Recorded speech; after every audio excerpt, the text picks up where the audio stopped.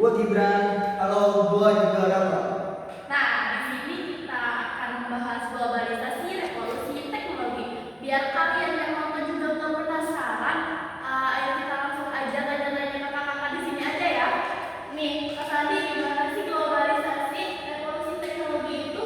Oke, jadi globalisasi itu proses di mana dunia saling berhubungan secara ekonomi, sosial, maupun teknologi. Kalau kita tarik ke belakang, globalisasi udah muncul dari abad ke-15 sampai ke-17. Oh, jadi sebenarnya globalisasi itu udah dimulai sejak manusia mulai keluar dari batas negaranya ya?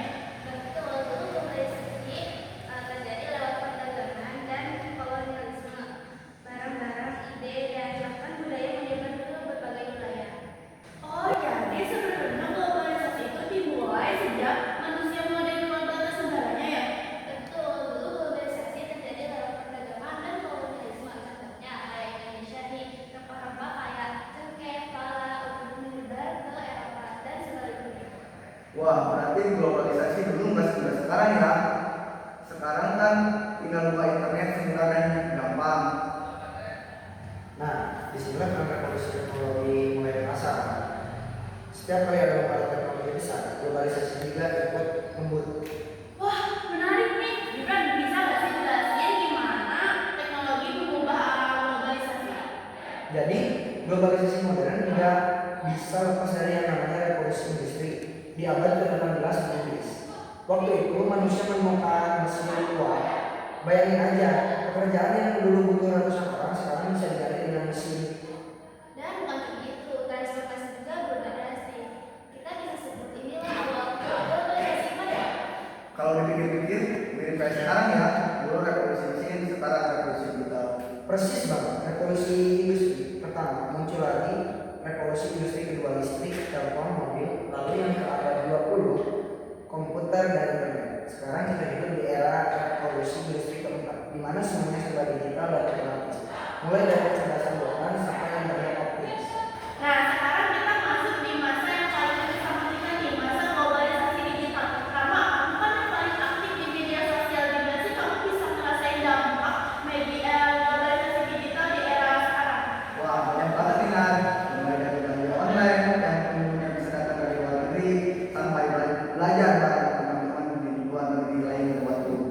Bahkan budaya pop kayak musik K-pop atau film Marvel, semua udah bagian dari kehidupan sehari-hari. Itu contoh sempurna dari kultural globalization, penyebaran budaya lintas batas negara. Dulu budaya menyebar lewat perdagangan dan penjajahan, sekarang lewat media sosial dan platform sharing. Tapi perlu diingat juga globalisasi digital punya dua sisi.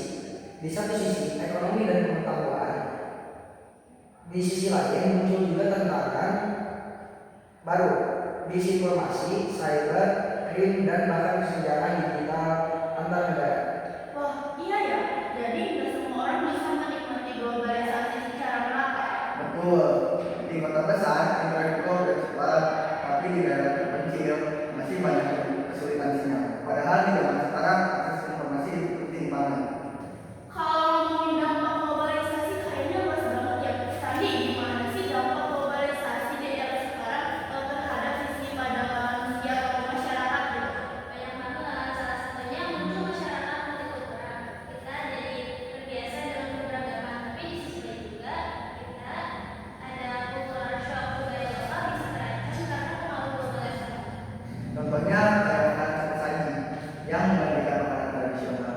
Iya, benar banget. Banyak anak-anak zaman sekarang yang maunya burger daripada makanan khas daerah. Tapi ada juga hal positifnya. Teknologi lebih banyak budaya lokal, justru makin dikenal oleh dunia. Misalnya, batik Indonesia sekarang bisa dijual ke luar negeri lewat e-commerce. Dan tarian tradisional juga bisa dijual di YouTube hingga sampai viral. Nah, iya itu disebut globalisasi kan gabungan antara globalisasi dan lokalitas. Tepat banget, nah, artinya kita bisa terhubung dengan dunia tanpa kehilangan identitas lokal kita. Wah, sejarah bagus banget ya ternyata. Tapi ngomong-ngomong soal serunya bahasa sejarah, kita ini kayaknya haus ya. Karena cuma ditanya. Oh iya, saya lupa kenalan kalian. Dan saya punya minuman buat kalian.